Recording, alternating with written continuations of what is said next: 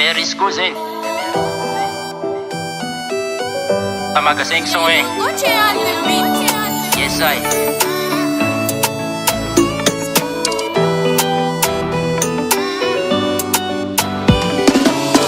efa hainao tsara tseny ampiandoany fa mbola anao fon le tokana anatin'ny foko kana maro fa faloza tsy anary anao zany matokisa malala fa za hitoko ankilanao fon yeah. Ka manomboky niany amafisiko nzay le voady ankilanao fon no tiako manja maty favanolo tsy mankatia azararary na malalako fa fitiavako anao fona za avo ankilanao fona no tialanao fona masambatsay izy ko lavitsa no zaho marary ankilanao fona no tiako izy ay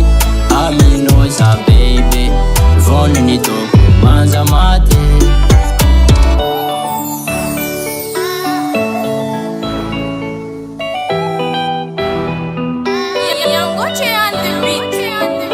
rehefa lavitranao za tena marary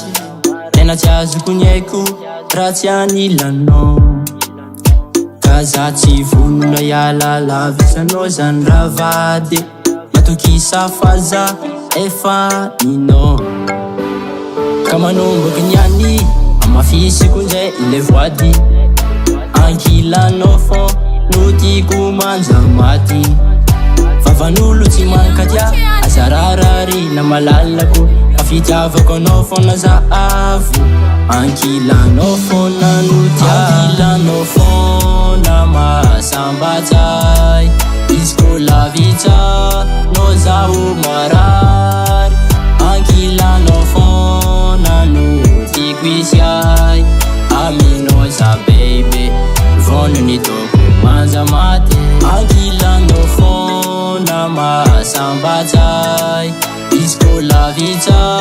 no zaho marary ankilanao fona no tiako izy ay aminao za baby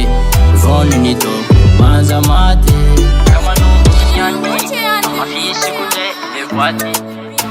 ankilanao fon no tiako manja maty favanolo tsy mankatia azararary na malalako fa fitiavako anao fona za